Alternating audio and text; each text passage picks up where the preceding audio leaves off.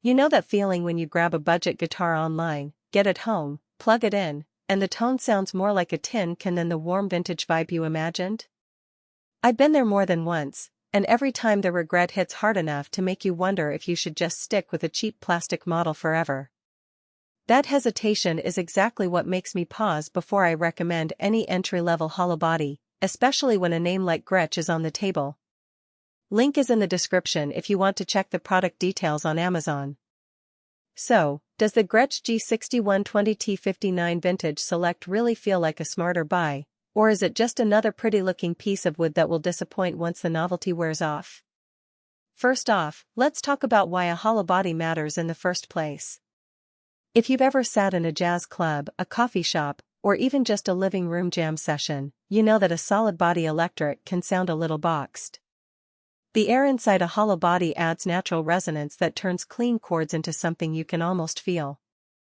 The G6120T 59 is Gretsch's take on that classic 1959 Chet Atkins model, complete with a maple body finished in a western orange stain and a big Bigsby vibrato that screams vintage vibe. That's the headline, but what does it mean when you actually pick it up and start playing? I spent a few evenings testing this guitar in 3 different scenarios: a casual jam with a friend's acoustic set, a small gig where I was the only electric, and a late-night recording session in a home studio. In the acoustic paired jam, the guitar's 2 humbucking pickups gave me a surprisingly clean, round tone that blended nicely with the acoustic's brightness. The Hollowbody didn't make it sound thin. Instead, it added a subtle airiness that kept the mix from getting muddy when the room got louder. The Bigsby was a bit of a learning curve. Its pull range isn't as deep as a Floyd Rose, but when you dial it in, you can get those classic warble bends that sit comfortably between subtle vibrato and full-on pitch dive. I used it on a few chord progressions, and the slight pitch modulation gave a sweet, vocal-like quality that's hard to achieve on a solid body without pedals. During the small gig, I ran the guitar through a modest 20-watt amp. The 2 humbuckers delivered a thick, warm sound that cut through the mix without being harsh. The key point here is that the humbuckers aren't the high-output, modern metal kind. They're voiced for classic rock, blues, and early rock and roll tones. When I cranked the volume, the notes stayed articulate, and the sustain was decent for a Hollowbody, nothing like a Les Paul, but more than enough for melodic leads. The ebony fingerboard felt smooth, and the maple neck gave a bright snap that balanced the warmth of the body.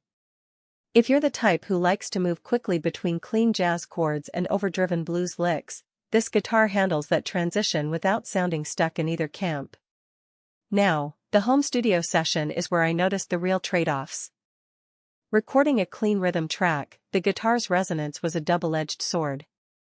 The natural sustain added depth, but the Hollowbody also picked up a bit of room ambience, especially at higher gain settings. That isn't a flaw, it's just something you need to be aware of when miking a Hollowbody directly. A simple cardioid mic placement a few inches from the sound hole captured the richness without too much room echo, but if you're after a dead room, ultra-tight sound, you'll need to treat the room or use a direct box. Also, the Bigsby, while visually iconic, isn't a fast-action tremolo. If you're a metal player who needs rapid dive bombs, you'll feel limited. That's not a hidden defect, it's a design choice that favors classic style over aggressive performance.